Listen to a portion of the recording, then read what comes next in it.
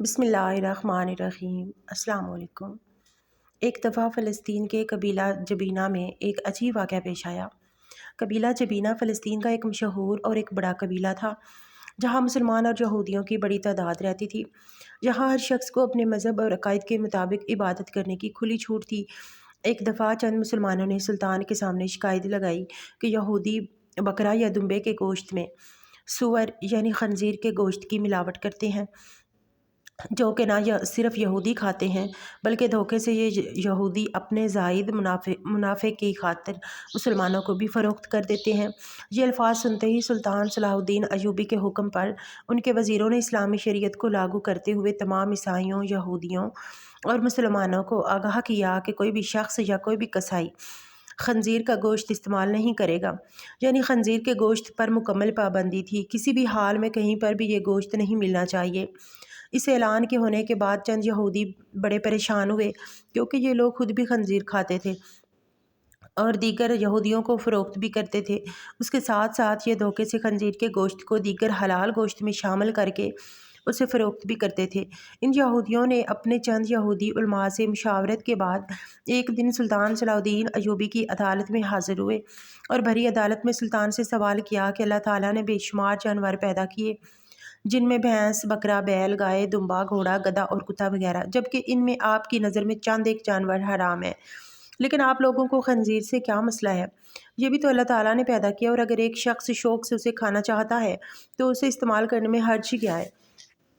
خنزیر بھی تو دیگر جانوروں کی طرح ایک جانور ہے، لیکن خنزیر پر آپ نے جو پابندی لگائی اسے اٹھایا جائے، یا ہمیں ایسی دلیل دی جائے کہ مسلمانوں کے ساتھ ساتھ ہمارا بھی اسے کھانے سے دل بھر جائے، یا اس کے ایسے کوئی جسمانی نقصان بتائیں کہ جس سے ہمیں یقین ہو جائے کہ خنزیر کھانا واقعی مضر صحت اور حرام عمل ہے، کیونکہ ہمارے آباء و اجداد سے کھاتے چلے آ رہے ہیں اور ہمارے آباء و اجداد سے لے کر آج تک لوگ من گھڑت کہانیاں سناتے ہیں جن پر ہمیں کوئی یقین نہیں ہے۔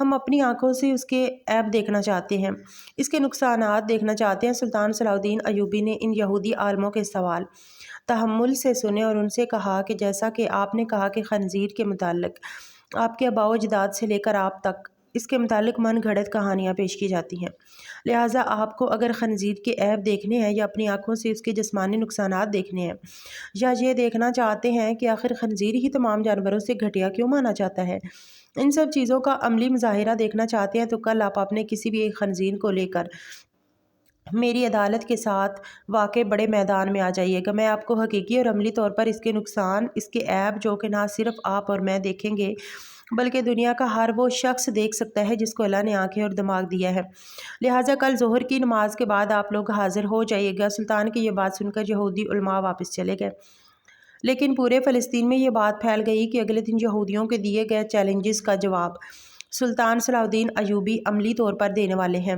قصہ مختصر یہ کہ اگلے دن نماز ظہر کے بعد تمام یہودی عالم اور لوگوں کا جم غفیر مقرر کردہ جگہ پر حاضر ہو گئے۔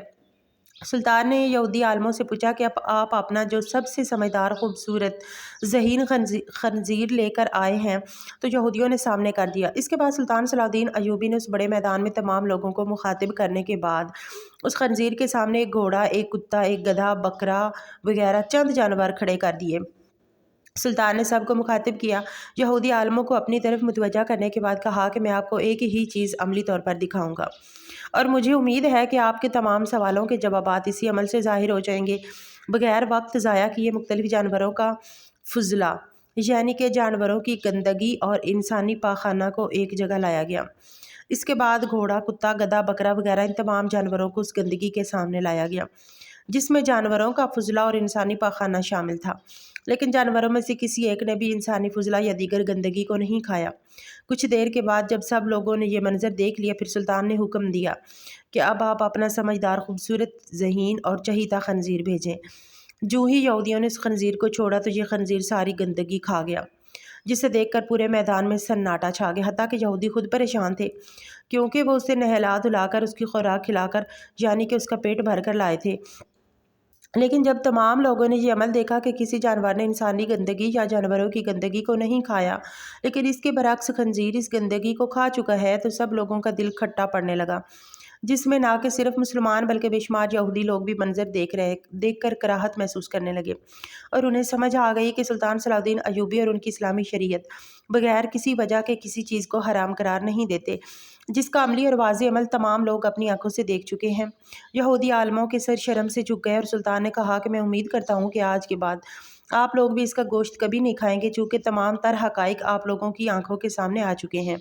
اب جو کوئی بھی اس خنزیر کا گوشت کھائے گا وہ یا تو آنکھوں پر پٹی بندہ اندھا انسان ہے، یا اسے پانی میں دکھائی دیتی مکھی نظر نہیں آتی اور وہ اسے پی جاتا ہے۔ اس میں کچھ من گھڑت کہانی نہیں ہے، کیونکہ آپ نے یہ سب عملاً دیکھ لیا ہے۔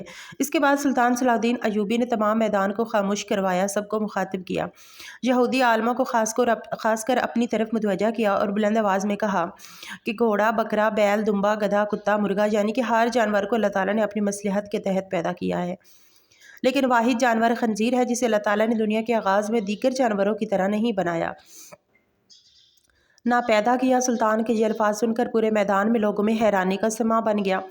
سب لوگ حیران تھے کہ جب باقی تمام جانوروں کو اللہ تعالیٰ نے دنیا بنانے کے بعد اپنی مصلحت کے تحت پیدا کیا تو خنزیر کو کیوں پیدا نہیں کیا؟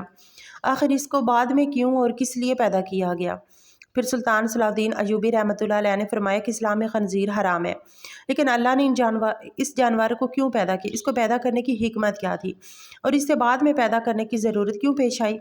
پھر سلطان نے فرمایا کہ نوح علیہ السلام کی کشتی جب طوفان نوح میں تیر رہی تھی تو کشتی میں انسانوں کے ساتھ ہزاروں جانور بھی تھے جو کشتی میں بڑا پیشاب یعنی کہ پاخانہ کرتے تھے۔ نوح علیہ السلام اور اس کی قوم کو پیشاب سے بڑی تکلیف ہوتی تھی، لوگوں کو بہت زیادہ کراہت محسوس ہوتی تھی، ایک عجیب سی تکلیف سے لوگ گزر رہے تھے، تو حضرت نوح علیہ السلام نے اللہ تعالیٰ سے دعا مانگی کہ ہمیں اس گندگی سے نجات دلا دیں۔ اللہ تعالیٰ نے حضرت نوح علیہ السلام کی دعا قبول کی، پھر اللہ تعالیٰ نے ہاتھی کے دم سے نر اور مادہ خنزیر پیدا کر دیے۔ خنزیر کشتی میں گھومتے پھرتے اور گندگی کو کھا جاتے تھے۔ اس طرح نوح علیہ السلام اور اس کی قوم کو گندگی سے نجات مل گئی، لیکن جتنے لوگوں نے اس کو آنکھوں سے دیکھا سنا، سب کو اس جانور کے گوشت کھانے سے کراہت محسوس ہوتی تھی، تو اللہ تعالیٰ نے اس کے گوشت کو اس لیے حرام قرار دیا ہے۔ اس کے علاوہ بھی مزید ایسی خصلتیں اس میں پائی جاتی ہیں جو دیگر جانوروں میں نہیں پائی جاتی، جیسا کہ خنزیر دنیا کا وہ واحد جانور ہے جو اپنی مادہ خنزیر، جسے عرف عام میں اس کی بیوی کہہ لیں، نر خنزیر اپنی مادہ بیوی کو کسی دوسرے جانور سے بدکاری کرتے دیکھ کر خوش ہوتا ہے، جو کہ انتہائی گھٹیا عمل ہے، اور یہ خنزیر کے علاوہ کسی دوسرے جانور میں نہیں پایا جاتا، کیونکہ انسانوں کے ساتھ ساتھ جانوروں کی بھی اپنی عزت نفس ہوتی ہے۔ لہٰذا حضرت نوح علیہ السلام کی دعا سے خنزیر کو اللہ تعالیٰ نے خاص مقصد کے لیے پیدا کیا تھا۔ سلطان کے خاموش ہونے کے بعد مورخین لکھتے ہیں کہ 30,000 یہودی مسلمان ہوئے تھے، اور لوگوں کو ایمان اللہ تعالیٰ اور اسلامی شریعت پر مضبوط ہو گیا کہ اللہ تعالیٰ نے جس چیز سے منع کیا ہے اس میں ضرور انسانی مصلحت چھپی ہوئی ہے، جسے عام انسان نہیں سمجھ سکتا۔ جو یہودی لوگ خنزیر سے پابندی اٹھانے کے لیے سلطان کے پاس حاضر ہوئے تھے، وہ اس خنزیر سے نفرت کرتے ہوئے دائرہ اسلام میں داخل ہو گئے۔ اس میں کوئی دو رائے نہیں کہ اللہ تعالیٰ جب چاہے جس کو چاہے راہ ہدایت عطا کر دے۔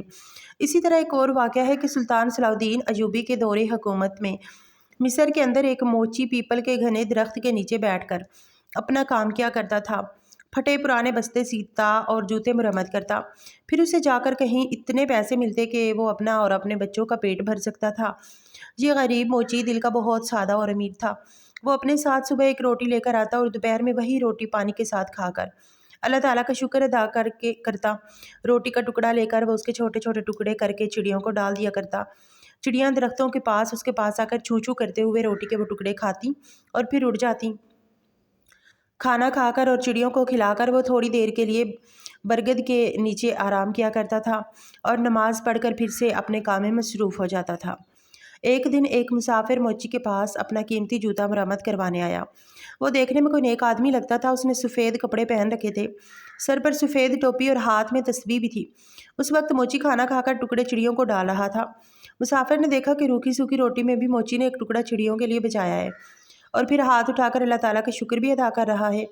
مسافر نے اس سے کہا، کیوں میاں تم سوکھی روٹی کھا کر بھی اللہ کا شکر ادا کر رہے ہو، جبکہ اس دنیا میں کتنے ایسے لوگ ہیں جو اچھے اچھے کھانے اور پھل کھا کر بھی اللہ کا شکر ادا نہیں کرتے، آخر بات کیا ہے؟ موچی نے کہا، اے مسافر بھائی، میں کسی سے کم نہیں ہوں، اللہ تعالیٰ نے مجھے سب سے بڑی دولت صحت عطا کی ہے۔ صحت نہ ہو تو انسان سب کچھ ہوتے ہوئے بھی کچھ نہیں کھا سکتا۔ میرے ہاتھ پاؤں سلامت ہیں، کام کر سکتا ہوں اور صبر کی دولت تو میرے پاس ہے، پھر میں اللہ کا شکر کیوں نہ ادا کروں؟ یہ چڑیا پڑوسی ہے، اس کا بھی حق ہے، میں پڑوسی کا حق ایک نوالے سے ادا کرتا ہوں۔ اس سے میرا کچھ نہیں بگڑتا، اس سے میرا کوئی نقصان نہیں ہوتا، بلکہ اس کی چون چون سے میری ہمت اور بڑھ جاتی ہے۔ مسافر یہ سن کر بہت خوش ہوا، اس نے قرآن پاک کی چند آیات پڑھی۔ موچی نے وہ تمام آیات ادب سے سنی اور کہا ان آیات کا مطلب مجھے بھی سمجھا دیجیے۔ تو مسافر نے کہا ان آیات کا مطلب یہ ہے کہ اللہ بادشاہی کا مالک تو ہے، جس کو چاہے بادشاہی دے اور جس کو چاہے عزت دے، جس کو چاہے ذلت دے، تیرے ہی ہاتھ میں بھلائی ہے، بے شک تو ہر چیز پر قادر ہے۔ موچی نے مسافر کا جوتا مرمت کرتے ہوئے کہا میں آپ سے مزدوری نہیں لوں گا، آپ مجھے چند آیات یاد کروا دیں، میں زبانی پڑھا کروں گا۔ مسافر نے مجھ کو یہ آیات یاد کرائیں اور سلام کر کے چلا گیا۔ اسے آج بہت خوشی تھی، اس نے آج بہت ہی اچھا سودا کیا تھا۔ اس کو جب بھی وقت ملتا وہ یہ آیات پڑھتا رہتا تھا۔ یہ آیات اسے اتنی پیاری لگتی تھیں کہ وہ ننھی منھی چڑیوں کو بھی جھوم جھوم کر سناتا۔ چڑیا جب بھی چون چون کرتی وہ کہتا واہ بھائی واہ، آخر تمہیں بھی آیات یاد ہو ہی گئیں۔ اسی طرح کئی دن گزر گئے اور کافی دن کوئی بھی جوتے مرمت کروانے نہیں آیا۔ موچی کے پاس تھوڑے سے پیسے تھے جس کا وہ آٹا لے کر آ گیا۔ کچھ دن کے لیے تو کھانے کا انتظام ہو گیا، لیکن اس کے پاس کام ابھی تک نہیں آیا تھا۔ آٹا بھی ختم ہو چکا تھا، چڑیا بھی روٹی کا انتظار کرتے ہوئے چلی گئی تھی۔ موچی نے کئی دفعہ اٹھ کر پانی پیا، اسے بھوک لگ رہی تھی، ساتھ میں اسے اپنی بیوی اور بچوں کی بھی فکر تھی۔ شام کو تھکا ہارا گھر آیا، گھر میں کوئی اناج نہیں تھا، سب لوگ بھوکے پیٹ ہی سو گئے۔ اس عالم میں 2 دن اور گزر گئے، پانی کے سوا ان کے پیٹ میں کچھ بھی نہیں تھا، سب بھوک سے نڈھال ہو گئے تھے۔ گھر میں کوئی ایسی چیز موجود نہیں تھی جسے بیچ کر آٹا یا کھانے کی کوئی چیز لے کر آتے۔ موچی کی بیوی رونے لگی اور بولی کہ معصوم بچے مر جائیں گے، 4 دن سے ان کے پیٹ میں ایک بھی دانہ نہیں گیا، ان بچوں کا کیا قصور ہے؟ سامنے والے گھر جاؤ، وہاں آج دعوت ہے، باہر دیگیں پک رہی ہیں، تم پڑوسی سے تھوڑا کھانا یا پیسے مانگ کر لاؤ تاکہ ان بچوں کا پیٹ بھر جائے۔ موچی اداس بیٹھا تھا، کہنے لگا نیک بخت، سامنے والا پڑوسی بڑا گھمنڈی ہے، بے حد مغرور ہے، میں کسی کا احسان نہیں لینا چاہتا، مگر ان بچوں کی حالت مجھ سے دیکھی نہیں جاتی، مجھے اس سے کوئی امید تو نہیں، پھر بھی اگر تم کہتی ہو تو میں چلا جاتا ہوں، شاید اللہ اس کے دل میں رحم ڈال دے۔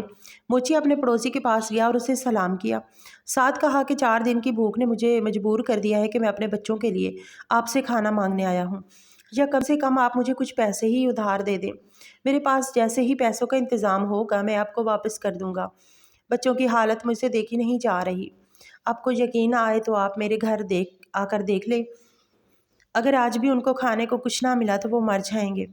پڑوسی نے ہنستے ہوئے کہا تو بڑا چالاک ہے، گھر کے باہر دیگیں پکتی ہوئی دیکھی تو سوچا کہ کیوں نہ مانگ کر کھانا لا کر مزے سے کھاؤں۔